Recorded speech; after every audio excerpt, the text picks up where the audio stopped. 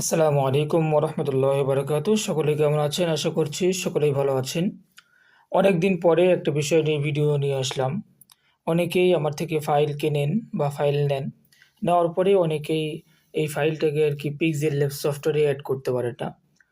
তো কিভাবে এই ফাইলটা এড করবেন সেটা আজকে আপনাদেরকে দেখিয়ে দেব। হোয়াটসঅ্যাপ হোক বা অন্য যেকোনো জায়গা থেকে আপনি ডাউনলোড করলেন। ডাউনলোড করার পরে আপনাকে সর্বপ্রথম করতে হবে, আপনাকে পিক্সেল ল্যাব সফটওয়্যারটা ওপেন করে নিতে হবে। পিক্সেল ল্যাব সফটওয়্যারটা ওপেন করার পরে আ এরপরে আপনারা কি করবেন, এখান থেকে নিয়ে এই যে 3 ডট আইকন আছে এখানে একটা চাপ দিয়ে দিবেন। এখান থেকে open.plb ফাইল এখানে একটা চাপ দিয়ে দিবেন। এখানে আসার পরে এই যে .plb দেখতে পাচ্ছেন এখানে একটা চাপ দিয়ে দিবেন। .plb আসার পরে এখান থেকে আপনি কোথা থেকে ফাইলটা নিয়েছেন। যদি আপনি ডাউনলোড করে থাকেন তাহলে এখান থেকে আপনি কি করবেন, ডাউনলোড যে ফাইলটা আছে, আপনার ফোল্ডারটা আছে এই ফোল্ডারের মধ্যে চলে যাবেন।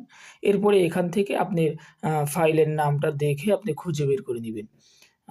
যেমন ধরেন যে এই যে নিচে আছে দেখেন, ঈশা উপজেলা নির্বাচনী ভর্তি বিজ্ঞপ্তি পোস্টার ডিজাইন, এই যে বিভিন্ন নামে আছে এখানে আপনি ফাইল শো করবে। আর যদি আপনি আমার থেকে যারা ফাইল নেন, এখান থেকে যদি আপনাদের ফাইলটা আপনারা হোয়াটসঅ্যাপের মাধ্যমে নিয়ে থাকেন, তাহলে এখান থেকে আপনাকে চলে যেতে হবে এই যে অ্যান্ড্রয়েড এই ফাংশনের মধ্যে, অথবা আপনার ফোনের মধ্যে হোয়াটসঅ্যাপ নামের সব থাকবে, ফোল্ডার থাকবে, সেখানে চলে যাবেন। যাওয়ার পরে এই যে দেখেন মিডিয়া, এরপরে এই যে হোয়াটসঅ্যাপ, এই যে মিডিয়া, এখান থেকে এই যে ডকুমেন্টে গেলে এই যে দেখেন এখানের মধ্যে আপনি হোয়াটসঅ্যাপে যে ফাইলগুলো নিয়েছেন এগুলো চলে আসবে। এখান থেকে আপনি ফাইলটা অ্যাড করতে চাচ্ছেন, সেই ফাইলটার উপরে আপনি কি করবেন, একটা চাপ দিয়ে দিবেন। দেওয়ার পরে এখান থেকে আপনাদের সামনে এরকম একটা পপ শো করবে, ওপেনিং প্রজেক্ট, মানে প্রজেক্টের নাম যে দেখেন চতুর্থ পিএলপি এরকম লেখা আছে, এরকম লেখা আসবে। তখন আপনি কি করবেন, এখান থেকে দিয়ে ওপেন অ্যান্ড অ্যাডে ক্লিক করবেন।